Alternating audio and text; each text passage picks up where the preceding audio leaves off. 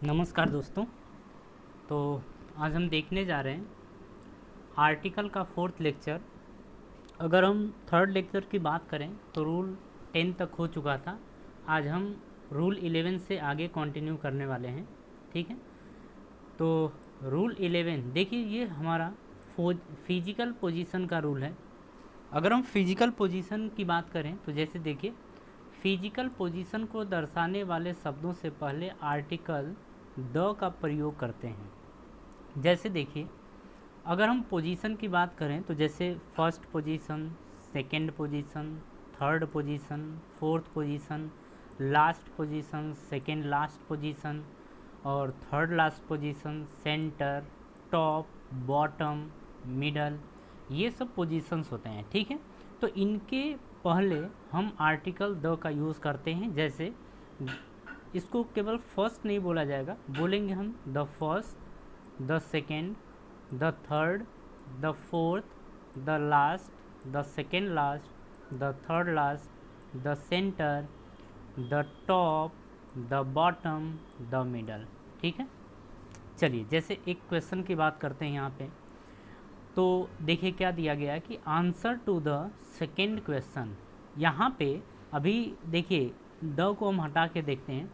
Answer to second question in this question is incorrect. तो देखिए यहाँ पे सेकेंड क्वेश्चन यानी कि पोजीशन की बात कर रहा है, सेकेंड पोजीशन, तो इसके आगे हम आर्टिकल द का यूज़ करेंगे।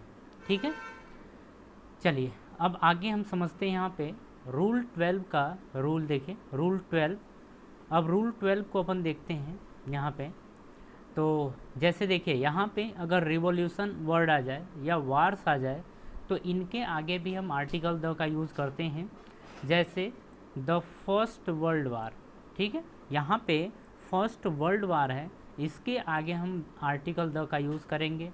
सेकेंड वर्ल्ड वार, इसके आगे भी आर्टिकल द का यूज़ किया जाएगा। बैटल ऑफ बक्सर, इसके आगे भी अपन आर्टिकल द का यूज़ करेंगे। बैटल ऑफ पानीपत, इसके आगे भी आर्टिकल द का यूज़ होगा। यहाँ पे देखिए ये दिया है इंडस्ट्रियल रिवॉल्यूशन, तो यहाँ पे रिवॉल्यूशन था, रिवॉल्यूशन के पहले भी हम आर्टिकल द का यूज़ करते हैं। ठीक है, यहाँ पे देखिए जैसे था ये फ्रेंच रिवॉल्यूशन, इसके आगे भी हम आर्टिकल यूज़ करेंगे और इसको लिखा जाएगा द फ्रेंच रिवॉल्यूशन। ठीक है, तो देखिए यहाँ पे ये था फर्स्ट वर्ल्ड वार, यहाँ पे था कि सेकेंड वर्ल्ड वार। अगर ऐसे आता है कि फर्स्ट सेकेंड, अगर इस तरीके से लिखा हुआ आता है तो इसके आगे आर्टिकल द का यूज़ होगा। लेकिन जैसे यहाँ पे एक नोट देखिए, ये दिया है वर्ल्ड वार फर्स्ट, तो दोनों बातें एक ही थी लेकिन लिखने का तरीका अलग अलग है। ये वर्ल्ड वार फर्स्ट है तो इसके आगे हम आर्टिकल द का यूज़ नहीं करेंगे। ठीक है, यहाँ पे वर्ल्ड वार सेकेंड ये था, तो वर्ल्ड वार सेकेंड है तो इसके आगे भी अपन आर्टिकल द का यूज़ नहीं करेंगे। अगर ये रोमन अंक में ऐसे लिखा हुआ है तो इसके आगे आर्टिकल द का यूज़ नहीं करते हैं। ठीक है, जैसे देखिए अब हम बात करने जा रहे हैं रूल 12 की।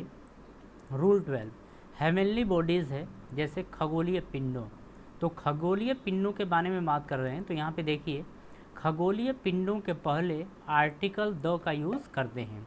ठीक है, अब खगोलीय पिंड में जैसे देखिए अर्थ होता है, सन है, मून है, फिर स्टार है, फिर अगर नॉर्थ पोल साउथ पोल की बात करें तो ये सब हैं। तो ये सब खगोलीय पिंड होते हैं, तो इनके आगे हम आर्टिकल द का यूज़ करेंगे। ठीक है, तो इसको पूरा लिखना हुआ तो लिखेंगे the earth, the sun, the moon, the pole star, the north pole, the south pole, इस तरीके से हम लिखेंगे। ठीक है, आगे देखिए जैसे Arctic circle, Antarctic circle, the world, इन सब के आगे आर्टिकल द का यूज़ होगा। ठीक है, जैसे देखिए अगर एग्जाम्पल की बात करें यहाँ पे तो sun rises in the east, तो यहाँ पे सन क्या है, यहाँ पे सन आपका हेवनली बॉडीज़ की तरह बिहेव कर रहा है, तो इसके आगे भी हम आर्टिकल द का यूज़ करते हैं। ठीक है, तो ये रूल 13 था। अब हम ये रूल 12 था, अब हम 13 की बात करेंगे, ये मिस्टेक से लिख दिया गया है।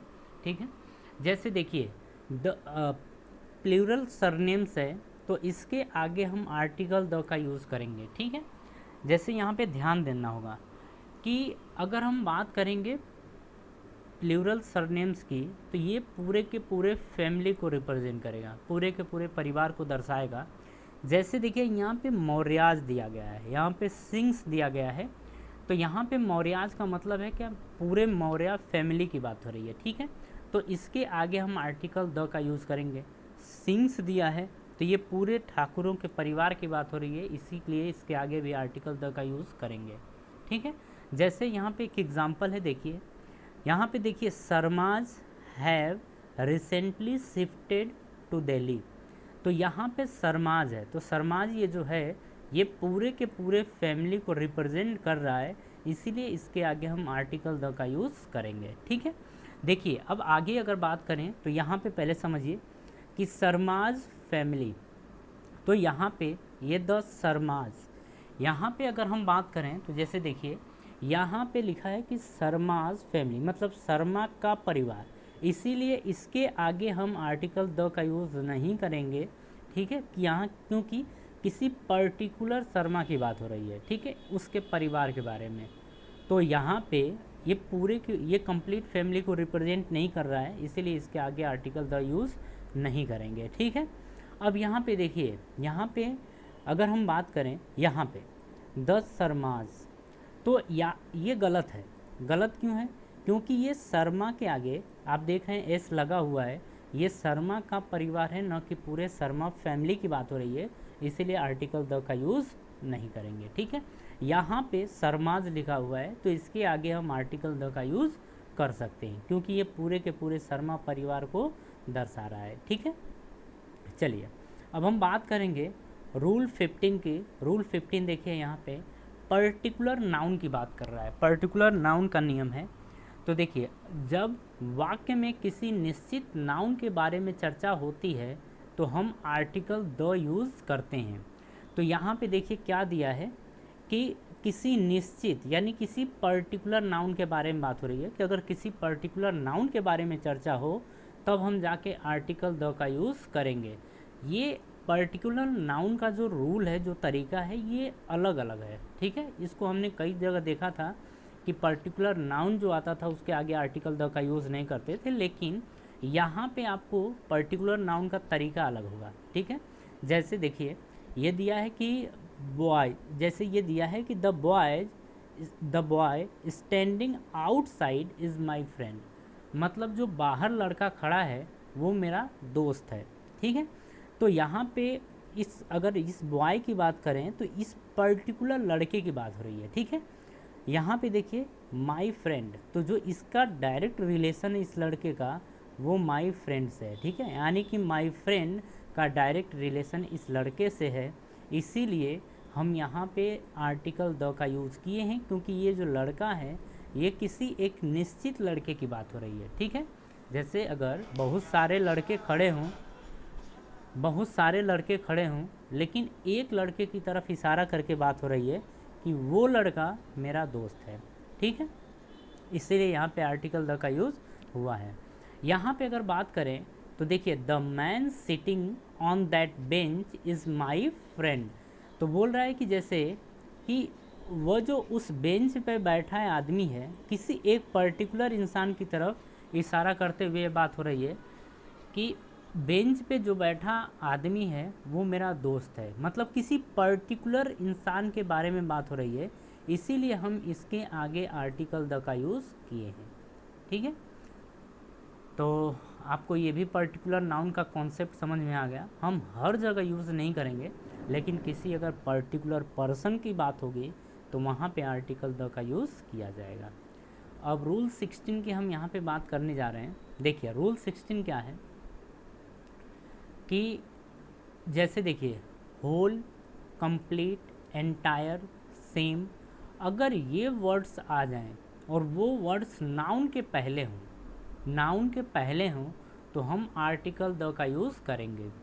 जैसे देखिए अगर हम यहाँ पे बात कर रहे हैं कि यहाँ पे देखिए क्या हो रहा है कि होल या कंप्लीट, एंटायर, सेम ये वर्ड्स आ रहा है, लेकिन किसी नाउन से पहले आ रहा है तो हम आर्टिकल द का यूज़ कर रहे हैं। जैसे यहाँ पे देखिए क्या दिया गया है, हाँ यहाँ पे देखिए क्या दिया गया है, the whole book is full of printing mistake.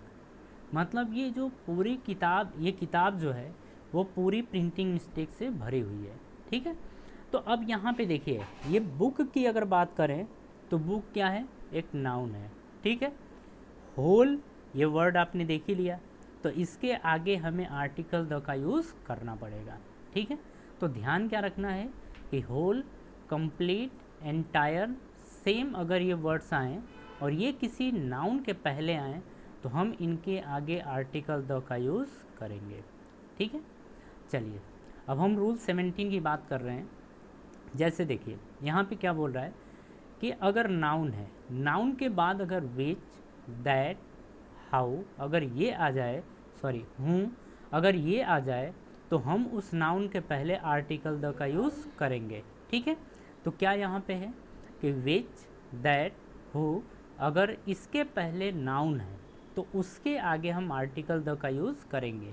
ठीक है, जैसे this is the book which I was looking for. इसका क्या मतलब है कि यह वह किताब है जिसकी मुझे तलाश थी। तो यहाँ पे बात हो रहा है कि ये विच है, विच के आगे यहाँ पे ये बुक क्या है, एक नाउन है, बुक क्या है, नाउन, तो फिर हमें इसके आगे आर्टिकल द का यूज़ करना पड़ेगा। फिर से ध्यान दीजिए, विच है, विच के पहले ये नाउन दिया गया है तो हम इसके पहले आर्टिकल द का यूज़ करेंगे। बात समझ में आ गई? चलिए आगे देखते हैं। He is the boy who stole my pen. ठीक है, वह लड़का है जिसने मेरी कलम चुराई है। अब यहाँ पे देखिए, अगर हम बात करें तो यहाँ पे हु दिया गया है, हु के पहले एक लड़के की बात हो रही है और ये बॉय क्या है, एक नाउन है, तो इसके आगे हम फिर आर्टिकल द का यूज़ करेंगे। ठीक है, चलिए अब हम रूल 18 की बात कर रहे हैं। रूल 18 में आप समझिएगा, जैसे हम कुछ रूल्स पढ़े हुए थे इसके पहले, उन्हीं रूल की यहाँ पे अपन बात करेंगे। तो देखिए, अगर हम बात करें तो अगर आपको फर्स्ट जब हम लोग आर्टिकल शुरू कर रहे थे तो वहाँ पे कुछ रूल्स बताए गए थे। अगर वो रूल्स आपको ध्यान है तब तो बहुत अच्छी बात है, अगर नहीं ध्यान है तो आपको दिक्कत होगी, लेकिन फिर भी आपको बातें समझ में आ जाएंगी। ठीक है, जैसे वहाँ पे ये बात हुई थी कि अगर ये हमारा, जैसे अगर हम बात करें तो आर्टिकल के बाद, सॉरी, अगर कोई नाउन है तो नाउन के पहले हम कोई ना कोई आर्टिकल यूज़ करते हैं। ठीक है, ये वहाँ पे बात हुई थी, तो ये हमारा फर्स्ट था। अब ज़रा हम इस चीज़ को समझने के लिए ये शुरू वाला हम अपन शुरू वाला पढ़ लेते हैं। इसके बाद हुआ था कि यहाँ पे अगर एडजेक्टिव है, अगर एडजेक्टिव है, एडजेक्टिव के बाद अगर नाउन दिया गया है, एडजेक्टिव के बाद अगर नाउन दिया गया है तो हम उस एडजेक्टिव से पहले आर्टिकल का यूज़ करते हैं। एक तो ये रूल हमने देखा था।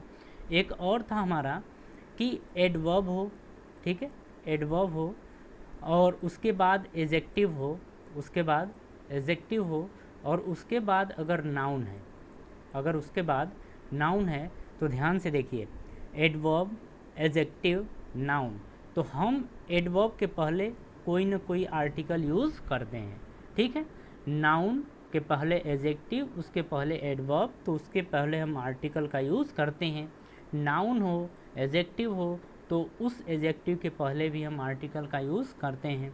नाउन हो उसके पहले हम आर्टिकल का यूज़ करते हैं, ये हमने देखा था। अगर हम यहाँ पे बात करें कि ही इज़ रिच, हम यहाँ पे ये स्पेस है, ठीक है, इसको हमें फिल करना है, भरना है। अब हम यहाँ पे बात कर रहे हैं कि इसके पहले कौन सा आर्टिकल, रिच के पहले कौन सा आर्टिकल यूज़ होगा, हम इसकी बात कर रहे हैं। तो देखिए, ही इज़ रिच, तो यहाँ पे अगर रिच की बात करें तो ये एक एडजेक्टिव है। ठीक है, ये एक एडजेक्टिव है, लेकिन अगर हम इसकी बात करें कि एडजेक्टिव तो दिया है लेकिन एडजेक्टिव के बाद नाउन नहीं है, इसीलिए हम इसके पहले कोई आर्टिकल यूज़ नहीं करेंगे। अगर केवल एडजेक्टिव हो तो उसके पहले हम आर्टिकल का यूज़ नहीं करेंगे। तो इसका करेक्ट स्टेटमेंट क्या होगा कि ही इज़ रिच। ठीक है, ही इज़ रिच। बात समझ में आ गई?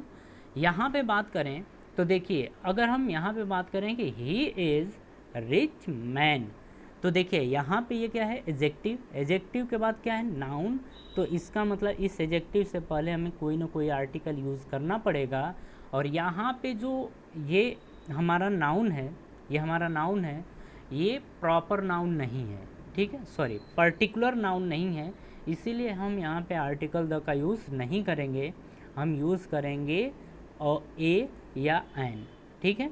तो यहाँ पे आर क्या है, आर हमारा वॉवेल है, सॉरी कॉन्सोनेंट है। तो कॉन्सोनेंट का पहले आर्टिकल कौन सा यूज़ होता है, ए यूज़ होता है। तो हम यहाँ पे क्या बोलेंगे, he is a rich man, ठीक है।